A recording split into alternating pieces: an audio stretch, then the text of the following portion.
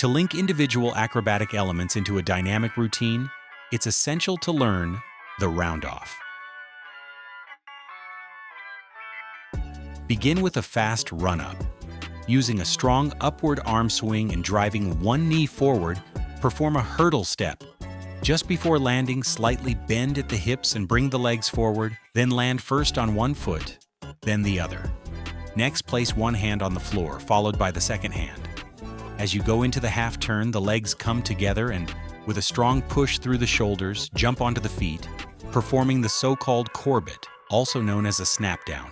Throughout the entire movement, aim to maintain high momentum. The first hand is set in external rotation, exactly as in a cartwheel. The second hand, placed slightly later, is internally rotated. A properly executed round-off will naturally produce a rebound afterward. Prerequisites for the round-off: hollow, arch, handstand entry, and cartwheel. To perform the hurdle step correctly, start by standing on your toes and leaning against a wall, adopting a hollow body position. Next, aim to land in this same position after the jump. Begin practicing the hurdle step without a run-up, focusing on the sequence of foot placement. One foot lands first, followed by the second, with the body weight transferred smoothly forward. A cartwheel is the easiest skill to add after the hurdle. Time to add the run-up. Start slowly, focusing on taking off and landing on the same leg, then placing the second foot smoothly to continue the run. Gradually increase the running speed and lengthen the hurdle. Adopting the correct body position, a forward lean with a hollow shape requires moving on to the hands. With the momentum generated from the run-up and the hurdle, the cartwheel is the best skill to use while learning. To learn the snap down, start by practicing the shoulder push in a front support position. Then, while maintaining the position, perform the same movement dynamically, adding a rebound. The jump from the hands to the feet is best practiced on a springy surface, for example using a mini trampoline, gradually increasing the power of the bounce.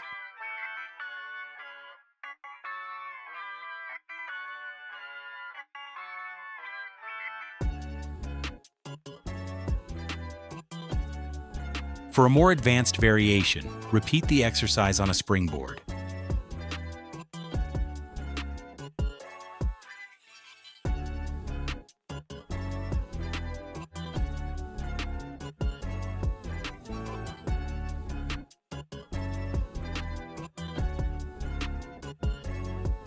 We start the progression with different variations of the cartwheel.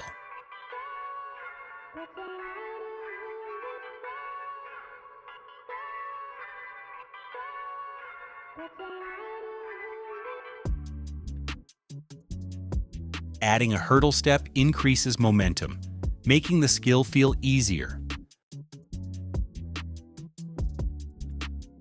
When landing in a support position or a handstand, we add a small hand push-off that imitates the shoulder action used in the snap down.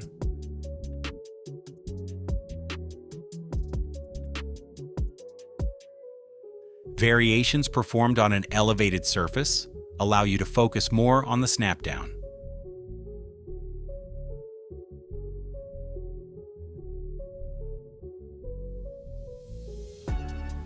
When progressing to the round-off itself, we initially perform it without a run-up to focus on proper technique.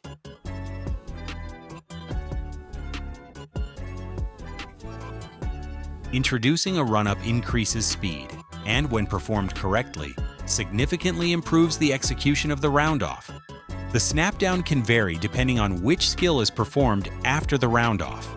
To generate height, we use blocking and direct the legs in the direction of travel. To maintain linear speed, we scoop the legs underneath the body.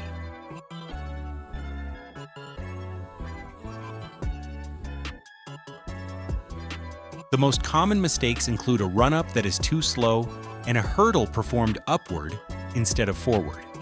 This leads to a significant loss of momentum.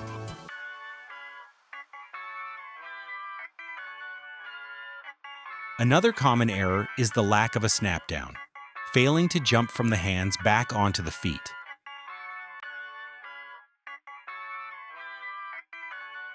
During the hurdle step, directing the leg inward disrupts the rest of the round off, affecting hand placement, momentum, and direction.